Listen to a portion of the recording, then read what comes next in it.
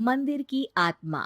गांव बापस्ती की पहाड़ी पर एक मंदिर था जो कई वजहों से प्रसिद्ध था। बापस्ती के परिवारों में आपसी सौहार्द बना हुआ था। इसकी वजह उस मंदिर को ही बताया जाता है। अरे ओ विमला, ये इस मंदिर की कहानी क्या है रे? अरे ये मंदिर इस गांव के लिए बहुत ही शुभ है।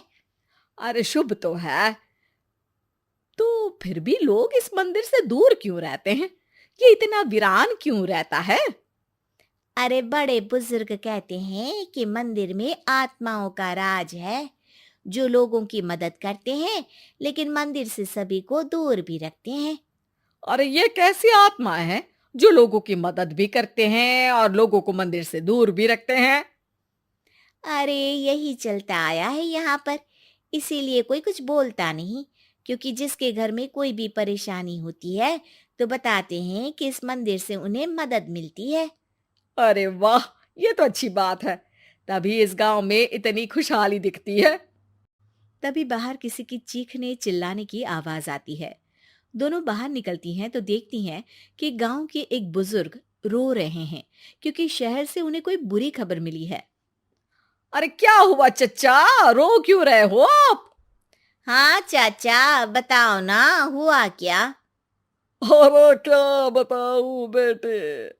मेरा बेटा शहर गया हुआ था कमाने, लेकिन आज खबर मिली है कि उसका एक्सीडेंट हो गया।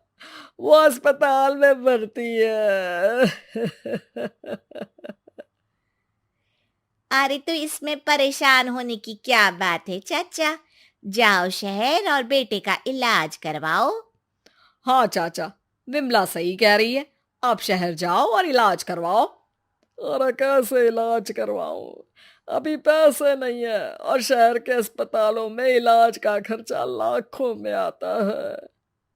अरे चाचा, भगवान पर भरोसा रखो, कहीं ना कहीं से मदद जरूर मिल जाएगी। बस आज का दिन कैसे भी काट लो। अरे अब तो बेटा थोड़ा समय काटना भी मुश्किल होता जा रहा है। देख कमला, तू ही समझा चाचा को।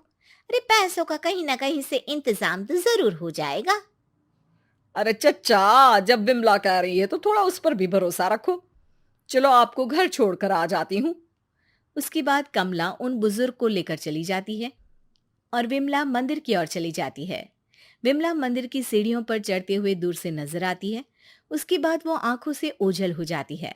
उसी रात उस बुजुर्ग के घर के बाहर एक थैला रखा हुआ मिला। बुजुर्ग उस थैले को देखते ही चौंक पड़ा, क्योंकि उसमें 5 लाख रुपए रखे हुए थे। वो बुजुर्ग सुबह दौड़ा दौड़ा गांव के दूसरे बुजुर्गों के पास गया।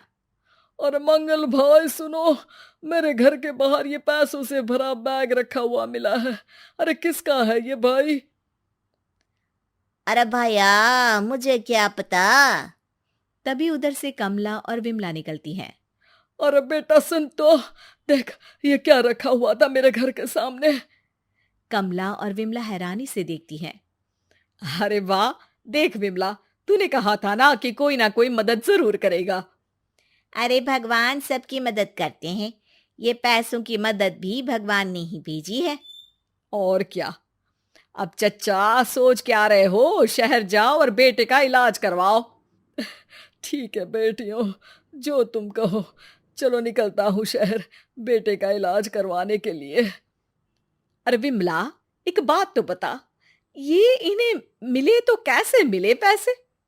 अरे मैं ना कहती थी कि ये मंदिर सबकी मुसीबतों में मदद भेजता है। अरे वाकई बड़ी पुण्य आत्मा है मंदिर में। सो तो है, लेकिन उनके बारे में लोगों को कम ही पता है। अच्छा, और तुम्हें क्या पता है? अ, जितना पता था वो तो बता दिया। ना रे ना, मैं नहीं मानती। तू कुछ तो छिपा रही है। अरे कुछ ना छिपा रही, जो पता था वो बता दिया। मंदिर से लोगों को मदद मिलती है, बस इतना ही पता है। ठीक है बाबा, अब नहीं पूछूंगी। इसके बाद उसी रात कमला चुपचाप अपने कमरे से निकलती है और मंदिर की ओर चल पड़ती है। कमला धीरे धीरे मंदिर के दरवाजे पर पहुंचती है। अंदर से हल्की हल्की रोशनी आ रही थी। इसके बाद जो वो देखती है वो हैरान रह जाती है। कमला इसके बाद तेजी से वापस लौट आती है। दूसरे दिन सुबह सुबह। अरे विमला, तू तो छिपी रुस्तम निकली। है? ऐसा क्या छिपा लिया मैंने? अरे तूने तो भनक ही नहीं लगने दी और चाचा की मदद भी कर दी।